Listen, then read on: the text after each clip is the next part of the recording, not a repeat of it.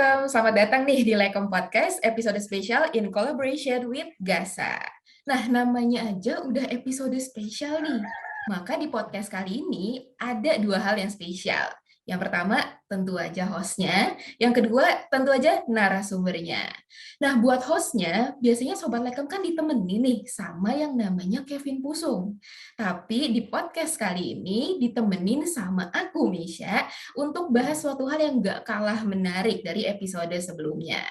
Nah, kalau buat narasumbernya, pastinya juga spesial. Kali ini kita kedatangan tamu undangan dari Gasa. Langsung aja kali ya, kita spill siapa ya? Oke, boleh nih kalau gitu. Halo Kak Nerisa. Hai Misha, gimana kabar kamu? Oke, baik Kak. Kalau Kak Nerisa gimana nih Kak kabarnya? Aku alhamdulillah baik juga. Oke, puji Tuhan baik ya, Kak. Nah, kalau gitu, tak kenal, maka tak sayang. Maka boleh nih, Kak Nerisa, untuk memperkenalkan diri terlebih dahulu nih, supaya Sobat Lekem tahu sebenarnya Kak Nerisa ini siapa ya? Oke, halo semua Sobat Lekam yang ada di rumah dan dimanapun kalian berada. Perkenalkan, nama aku Nerisa Giani Almeira, atau biasanya dipanggil Nerisa atau Neri aja.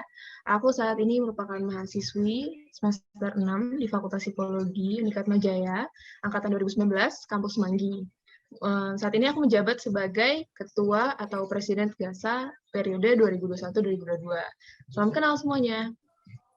Oke, thank you Kak Nerisa. Spesial banget nih Sobat Lekem. Selama beberapa menit ke depan, kita bakal ditemenin langsung sama ketua dari GASA. Nah, kalau tadi kan aku sempat mention nih, Kak Nerisa itu dari jurusan psikologi ya, Kak? Iya, benar. Betul ya. Kalau gitu aku boleh tanya nih Kak, kira-kira kesibukan Kakak sebagai mahasiswa jurusan psikologi semester 6 tuh apa nih Kak?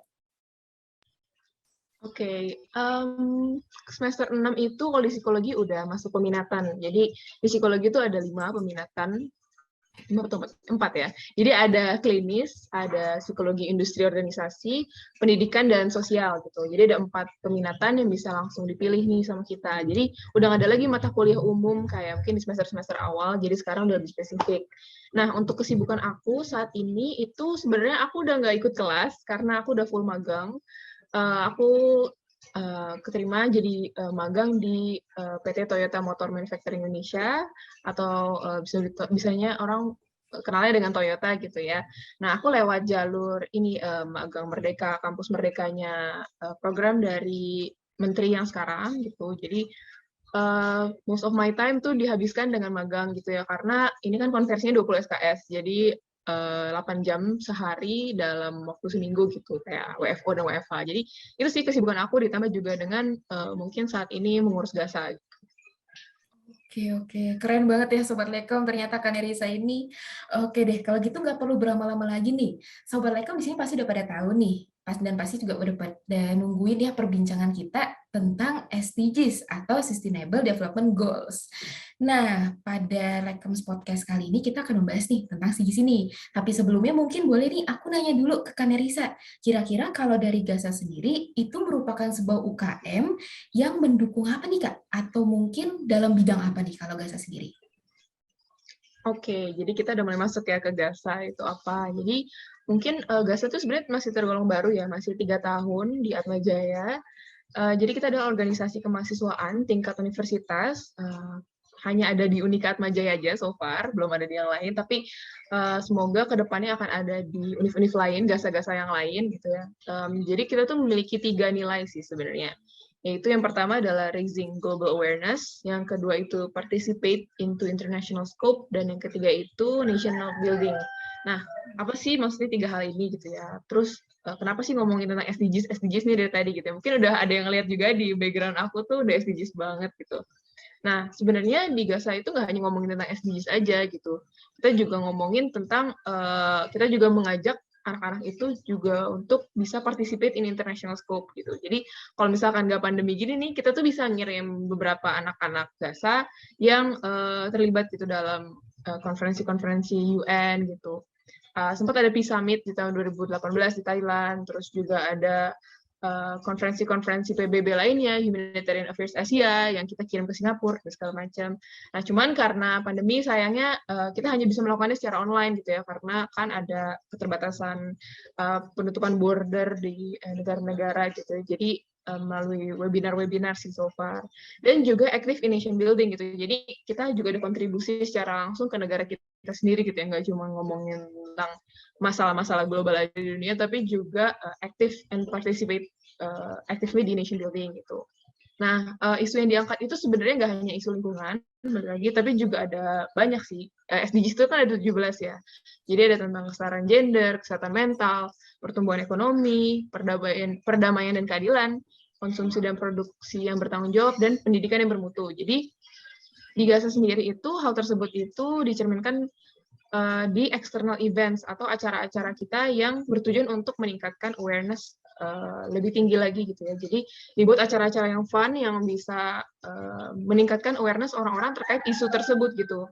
Nah, isunya tuh juga beragam banget gitu. Jadi isunya itu lahir dari concern anak-anak Gaza sendiri gitu. Jadi di sini kita nggak hanya concern, tapi kita juga take action secara real gitu ya, dengan kayak meningkatkan awareness tadi.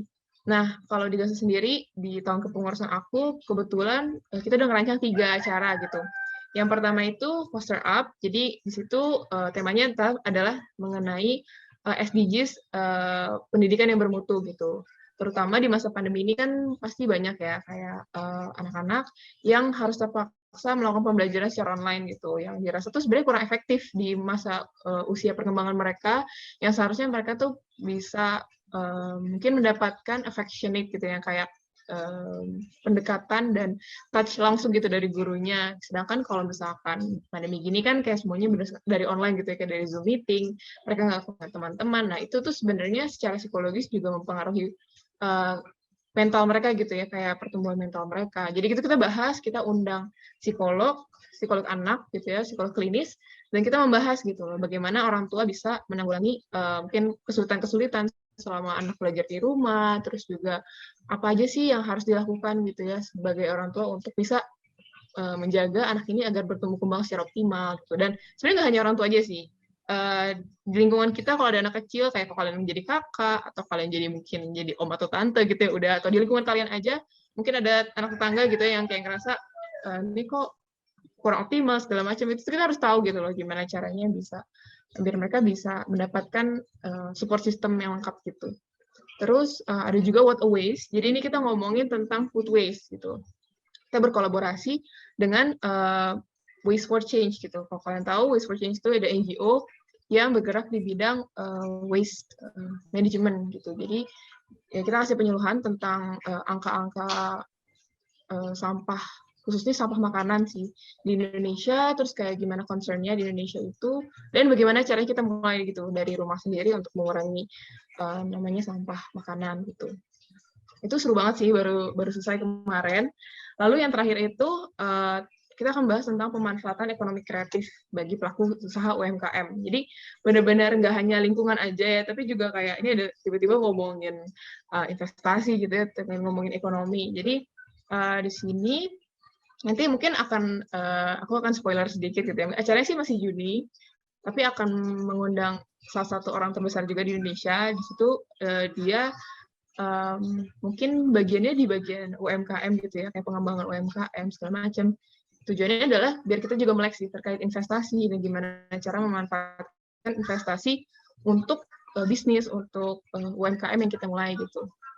Nah, selain itu juga di Gaza kita ada juga nih kayak training juga buat anak-anak bisa mengembangkan soft skill mereka gitu, kayak how to presentate itu maksudnya adalah kita bisa menyampaikan concern kita ke orang dan itu nyampe. Itu kan kadang-kadang masih menjadi masalah ya gitu, kayak bukan hanya presentasi kayak di kelas aja, tapi juga kayak misalkan kita punya concern tentang isu tersebut, lalu bagaimana orang tuh juga bisa ikut untuk take action gitu. Jadi nggak cuma mereka hanya mendengarkan aja dan menginternalisasikan tapi nggak ada actionnya. Nah, itu gimana caranya? Jadi kita juga mengundang narasumber juga, alumni kita yang memang sudah berpengalaman dan bekerja di bidang NGO juga untuk ngomong gitu. Dan banyak juga sih, kita juga ada diskusi, monthly discussion tentang isu-isu yang lagi hot gitu ya sekarang, kira-kira apa sih, dan keep on updated juga sama Dan kita juga mendorong juga sih anggota-anggota GASA untuk bisa menyuarakan gitu pendapat mereka terkait isu itu. Gitu sih mungkin briefnya ya tentang GASA in like a short summary gitu. Mungkin akan dibahas lagi nanti next di pertanyaan-pertanyaan selanjutnya. Oke. Keren banget tuh Sobat Lekom ternyata ya GASA itu. Nah, kalau tadi aku ada mention sedikit nih Kak, bahwa ternyata sebenarnya berarti GASA itu udah mendukung SDGs juga ya Kak? Udah sangat mendukung juga nih dengan program kerjanya, ada food waste, ada tentang pendidikan, atau bahkan program kerja lainnya gitu. Nah, menarik nih, ngomongin tentang solusi nih, kita udah masuk ke dalam SDGs-nya inti nih. Nah, aku mau kasih tahu ke Sobat Lekom, sedikit info nih Sobat Lekom. Kalau sebenarnya PBB sendiri itu udah mengeluarkan SDGs ini dan menetapkannya sebagai sebuah solusi loh atas perbaikan lingkungan. Dan pemerintah kita sendiri, pemerintah Indonesia itu juga udah ikut nih menyuarakan hal ini. Nah, aku penasaran nih Kak, kalau menurut Kakak secara pribadi gitu ya, kalau menurut Kakak SDGs ini tuh sebenarnya penting nggak sih Kak diketahui oleh anak muda seperti kita ini? Wah, penting banget sih gitu. Karena kita kan yang akan meneruskan gitu kan ya bangsa ini. Dan kalau menurut aku anak muda itu malah yang lebih mudah untuk digerakkan gitu ya. Karena mereka tahu bahwa mereka yang akan rule this world in like 10 more years gitu, dan sebenarnya efek-efek dari perilaku untuk behavior orang tua kita, kayak kakek nenek kita, itu akan kita rasakan dampaknya dalam 10 tahun ke depan. Jadi mereka malah yang, aku sering banget baca penelitian bahwa anak milenial itu malah yang lebih open terhadap perubahan gitu. Kayak mereka udah mulai untuk, misalkan kayak bawa tas belanja yang bisa berkali-kali pakai gitu dibandingkan plastik, terus kayak udah mulai pakai sedotan yang nggak dari plastik gitu ya, tapi dari kertas. Jadi mereka tuh lebih aware dan lebih mau untuk berubah gitu dibandingkan mungkin ibu bapak kita gitu kan. Nah, penting banget untuk diketahui karena SDGs itu sebenarnya walaupun mungkin udah dicetuskan ya sama PBB, dan PBB juga menunjuk semua negara di dunia untuk bisa mewujudkan SDGs ini di tahun 2020-2030. Cuman balik lagi sih gimana kayak pemerintah, terus kayak pemerintah provinsi, pemerintah daerah itu bisa menyelaraskan semuanya gitu loh. Jadi kayak program-programnya jelas dan masyarakat tuh bisa juga ikut gitu. Kalau misalkan hanya kayak satu pihak aja yang kayak concern tentang ini dan aware, itu menurut aku nggak akan terwujud gitu. Jadi emang harus semuanya berkontribusi gitu secara langsung untuk bisa mewujudkan SDGs ini gitu. Apalagi kalau kita itu anak muda gitu ya, mungkin kita harus lebih aware. Kenapa? Itu selain karena kita akan meneruskan bangsa ini, yang kedua adalah karena kita itu kita masih punya kontribusi gitu loh untuk bisa merubah. Kalau misalkan mereka kan mungkin ya udah ya, mereka nanti akan jadi pasif pasif society aja gitu. Tapi kalau kita kan yang aktif, yang kayak akan menggerakkan semua orang segala macam. Jadi kita harus punya pemahaman yang jelas gitu terhadap SDGs dan gimana caranya agar si SDGs ini bisa terwujud gitu dalam kehidupan sehari-hari, nggak cuma ngomong doang. Gitu. Oke, setuju. Aku setuju banget sama pendapat dari Kak Nerisa. Tadi kan dibilang ya, kalau kita generasi milenial gitu ya, yang bisa membawa perubahan gitu. Nah, kalau sebenarnya aku boleh lebih spesifik lagi gitu ya, Kak.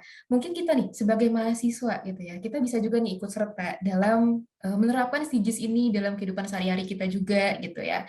Karena dengan pengetahuan akan SDGs itu, menurut aku sendiri gitu ya, kita juga bisa ikut serta nih dalam menjaga dan melestarikan lingkungan. Nah, kalau misalnya kita nerapin SDGs ini, itu dalam program kerja di UKM UKK kita, menurut aku juga itu akan lebih baik tuh di situ. Nah, mungkin di sini aku juga mau spill dikit gitu kali ya. Kalau tadi kan Gasa udah ada nih program kerja juga tentang SDGs gitu. Nah, ternyata di sini Sobat Lekem, kalau ternyata Lekem sendiri itu juga ada nih program kerja tahunan yang mendukung upaya dari SDGs ini. Jadi tentunya tujuannya untuk upaya menjaga lingkungan gitu. Nah, kalau misalnya di sini kan tadi juga kita udah ngomongin gitu ya, generasi milenial, ngomongin anak muda gitu. Nah, kalau lebih dispesifikin ke mahasiswa, biasanya kan lebih kepada organisasi gitu ya, kalau di dalam sebuah universitas tentunya. Nah, kalau menurut Kanerisa sendiri nih, aku penasaran juga nih, sebenarnya seberapa penting sih UKM atau UKK tertentu itu menerapkan SDGs ini juga Kak dalam program kerja mereka? Penting banget. Aku sebenarnya agak cukup proud ya sama Atmajaya, karena Atmajaya sendiri itu udah mendukung universitas berkelanjutan gitu. Jadi dari atasnya pun tuh udah sebenarnya sangat-sangat aware gitu terkait dengan SDGs ini, dan juga akhirnya meminta seluruh UKM dan UKK di Atmajaya untuk bisa mulai memilih satu minimal SDGs yang sesuai dengan latar belakang UKM mereka gitu. Nah, penting banget. Kenapa? Karena kalau menurut aku tuh SDGs sekarang ini jadi sebuah topik yang sangat-sangat penting, karena kita tuh udah punya tujuan gitu kan. Sebenarnya kan SDGs ini kayak sebuah goal gitu kan nantinya. Dan diharapannya agar kita bisa survive gitu ya nanti di tahun-tahun yang berikutnya, kita tuh udah arah semuanya ke SDGs, semua itu sustainable gitu. Bahkan sekarang mobil aja, kalau aku kerja gitu ya, itu mobil aja sekarang udah nggak pakai bensin gitu, pakai listrik. Jadi everything itu sekarang fokusnya adalah ke sustainable gitu. Sustainability dan juga effectiveness dan semua tuh sekarang serba cepat gitu ya. Jadi penting banget apalagi untuk organisasi UKM untuk bisa mulai itu, karena kita sebagai mahasiswa kan mungkin banyak menghabiskan waktu kita di UKM dan di organisasi gitu ya, dan di situ kita dapat nilai-nilai dan segala macam. Nah itu menurut aku bagus banget sih untuk kayak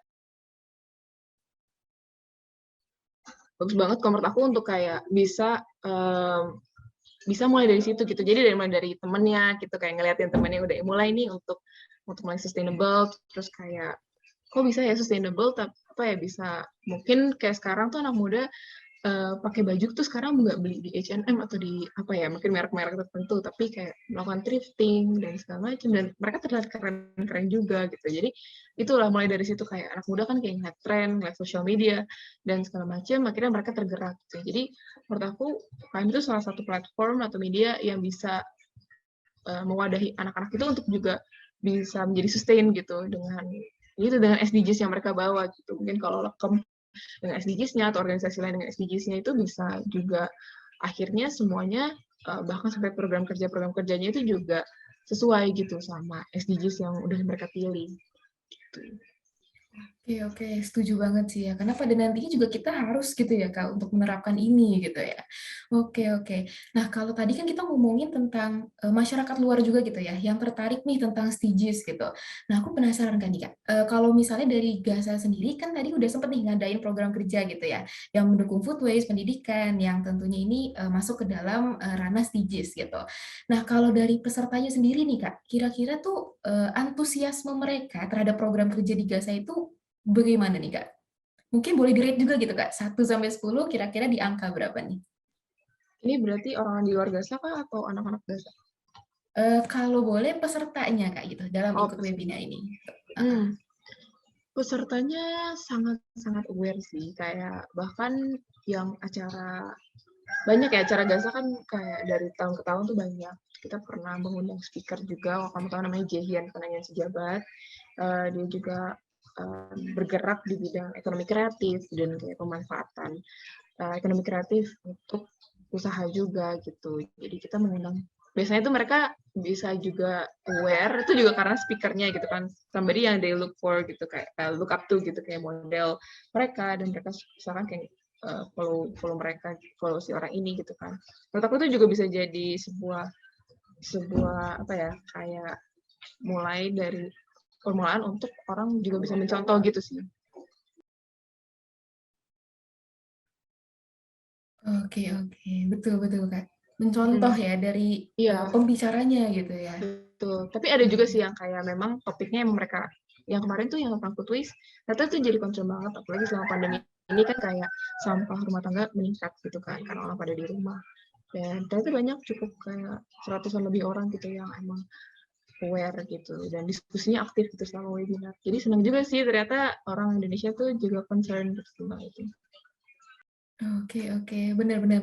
Jadi orang Indonesia juga ya, walaupun kadang tuh dipandang sebelah mata kadang gitu ya, tapi ternyata banyak loh yang concern juga nih tentang SDGs ini gitu, dan mau juga untuk mendukung nih upaya pelestarian dari lingkungan khususnya di Indonesia gitu. Nah, aku juga penasaran nih Kak, kira-kira kalau dari GASA sendiri untuk next-nya akan ada program kerja lagi kah yang mendukung SDGs gitu Kak? Oh tentu sih, kita kan semuanya mau berkaitan sama SDGs kan. Jadi aku juga innovate divisi baru di GASA di tahun kepengurusan aku ini, namanya adalah GASA Social Responsibility, atau kalau misalkan di company itu namanya CSR, tapi kalau kita namanya GSR. Nah, kan selama ini kan mungkin online dan segala macam tuh kita hanya membahas aja gitu ya, dan ya mungkin come up sama solution, tapi nggak ada impact yang secara langsung dirasakan sama masyarakat gitu ya. Nah, jadi di GSR ini salah satunya tuh kemarin kita udah melakukan satu acara, dan kedepannya akan ada satu acara lagi. Yang acara pertama itu waktu itu kita mengumpulkan donasi gitu untuk adik-adik yang kehilangan orang tua karena pandemi gitu, dan mereka harus terpaksa diurus sama panti gitu. Nah, di situ kan mereka juga pasti kehilangan yang namanya support system, yang namanya kasih sayang, dan itu pasti mempengaruhi kesehatan mental mereka gitu kan. Jadi itu kita ngumpulin donasi, jadi kita raise awareness, bikin campaign tentang perkembangan anak gitu ya. Terus kita mengumpulkan donasi dan memberikannya langsung. Jadi kita kolaborasi langsung sama panitia SOS, namanya SOS Indonesia. Kita bikin campaign, kita bikin challenge biar orang tuh juga aware gitu. Sekarang apalagi dengan social media, semuanya itu mungkin gitu untuk terjadi gitu. Kayak banyak banget fitur-fitur yang bisa dimanfaatkan. Terus di next-nya itu akan ada ngomongin tentang fashion waste atau limbah pakaian gitu. Itu juga sebuah isu yang menarik banget gitu ya. Apalagi nggak hanya selama pandemi aja sih, cuman kita kan suka ya nimbun baju yang udah lama nggak kepake di lemari, terus kayak udah nggak dipakai, terus kita tetap beli-beli aja terus sampai penuh gitu ya. Padahal ternyata kayak pakaian itu juga mengandung limbah gitu, karena sebenarnya pakaian kita tuh nggak 100% made out of kayak fabric gitu, karena kalau kalian tahu kayak polyester itu juga kayak itu dicampur dengan plastik, dan kalau misalkan dicuci segala macam, airnya itu bisa contaminated dari plastik yang ada gitu. Jadi bahaya juga sebenarnya, dan apalagi kalau misalkan limbah pakaian itu kan nggak bisa terurai kan, nggak kayak organic waste gitu. Jadi mereka kalau misalkan dibuang ya mereka akan selamanya ada di situ, nggak akan terurai gitu. Jadi ya kita melakukan donasi, kita melakukan reselling, kita melakukan thrifting, itu kan salah satu caranya untuk bisa mengurangi yang namanya limbah plastik gitu sih. Jadi banyak ke depannya acara-acara GASA, termasuk yang investasi itu. Jadi boleh kalian tunggu-tunggu aja, check out di Instagram kita. Pastinya semuanya tuh sebenarnya berkaitan dengan SDG sih, kayak apapun itu, gak hanya external events aja, tapi juga kayak dari postingan-postingan kita, itu juga bahkan kayak color palette-nya aja mengikuti SDGs gitu, dan juga acara-acara internal yang kayak bikin monthly discussion untuk meningkatkan awareness anak-anak juga tentang SDGs ini. Gitu, Misha. Oke, menarik banget nih. Kalau dari Gaza sendiri banyak banget gitu ya program kerja next-nya nih yang bakal membahas SDGs juga gitu. Kalau dari Lekom sendiri untuk tahun-tahun berikutnya juga pasti akan ada lagi nih program-program kerja kita yang mendukung SDGs gitu. Maka mungkin boleh kalian nih kita, Kanerisa, siapa tahu Gaza sama Lekom bisa kolaborasi nih untuk program kerja yang mendukung SDGs gitu. Bisa banget dong. Oke, bisa banget ya Kak. Oke. Nah, nggak kerasa nih Sobat Lekem, kita udah ada di penghujung pembahasan pada Lekem Podcast kali ini. Aku mengucapkan thank you banget ke Kanerisa karena udah mau ngobrol-ngobrol nih secara langsung sama aku mengenai SDGs juga. Oke, nah untuk Sobat Lekem, aku berharap gitu ya, aku dan Kanerisha juga berharap semoga informasi yang tadi udah kita obrolin nih dari awal sampai akhir ini bisa bermanfaat juga nih bagi Sobat Lekem yang mau menerapkan SDGs ini dalam program kerja ataupun dalam kegiatan-kegiatan lainnya juga. Nah, kalau tadi nih aku udah mention ya, banyak banget nih kalau GASA juga udah banyak banget ngelakuin program kerja yang membahas tentang food waste, pendidikan, ataupun ekonomi kreatif gitu, yang tentunya itu semua mendukung SDGs. Nah, kalau kemarin ini, Lekom juga sempat nih, ada sebuah program kerja. Jadi, program kerjanya itu adalah menempatkan drop box khusus sampah botol plastik di 2 kampus Atmajaya, di kampus BSD dan juga kampus Pluit dari Atmajaya ini. Nah, buat teman-teman nih yang penasaran nih kira-kira Dropbox apa ya gitu, atau masih penasaran juga tentang SDGs gitu, aku mengajak teman-teman semua nih, boleh banget nih Sobat Lekem untuk join webinar berjalan yang temanya adalah Our Planet is Drowning in Plastic Pollution, It's Time for Change. Boleh banget nih. Nah, mungkin tim kreatif boleh kali ya di sini di-spill gitu untuk poster acara dari webinar berjalan ini. Nah, untuk webinarnya itu akan dilaksanakan pada hari Jumat 29 April 2022 dan akan mengundang 2 pembicara. Pembicara pertama itu adalah Putri Bumi Indonesia tahun 2021, dan pembicara kedua itu adalah dari perwakilan Plastikpe, yang nanti akan menjelaskan juga nih tentang Dropbox-nya, yang mungkin nanti teman-teman bakal Wah, Dropbox apa nih? Gitu. Oke, nah nggak cuma ini teman-teman. Aku juga boleh nih minta tolong sama Kak Nerisa. Siapa tahu mau di-spill Kak untuk Instagram dari Gasa sendiri atau Instagram dari Kakak. Boleh nih Kak, di-spill username-nya. Aduh, Instagram aku nih, kalian mau tahu? Boleh. Oke, Instagram aku tuh @neriza, jadi S-nya 2, Z-nya 2, A-nya 2. Kalian boleh follow kalau misalkan mau discuss anything kayak Gasa tuh gimana sih Kak, mau tanya-tanya tentang Gasa secara langsung, atau langsung aja DM ke Instagram official kita @gasa.uaj. Kalian boleh dengan bebas gitu ya untuk kayak ngeliat konten-konten kita, karena setiap harinya tuh setiap minggunya tuh ada 3 post gitu ya, kayak untuk membahas soal masalah-masalah global, dan kalian bisa diskusi juga melalui kolom komentar, terus juga bisa diskusi juga melalui IG story kita yang interaktif. Gitu sih paling dari aku. Jangan lupa untuk follow dan ditunggu kolaborasi Lekam bersama Gasa ke depannya. Oke, thank you Kak Nerisa. Nah, Sobat Rekam boleh nih dikepoin gitu ya Instagram dari Gasa atau Instagram dari Kak Nerisa itu sendiri. Siapa tahu kan masih penasaran nih, Gasa tuh gimana ya gitu. Boleh banget dikepoin. Oke, nah aku juga mau mengucapkan semangat nih untuk Kak Nerisa. Semoga Gasa bisa sukses terus dalam mendukung Stigis juga nih. Bisa juga nanti mungkin ada kolaborasi gitu ya Kak antara Lekem sama Gasa. Itu juga kita tunggu Kak. Oke, sekali lagi aku mengucapkan thank you banget kepada Kak Nerisa sebagai narasumber spesial kita kali ini. Dan aku juga mengucapkan terima kasih banyak kepada Sobat Lekem yang udah mau nih ikut pembahasan kita nih tentang SDGs dan hal-hal lainnya pada podcast episode spesial in collaboration with Gasa. Oke, thank you Sobat Lekem. Sampai bertemu di episode berikutnya. Bye-bye.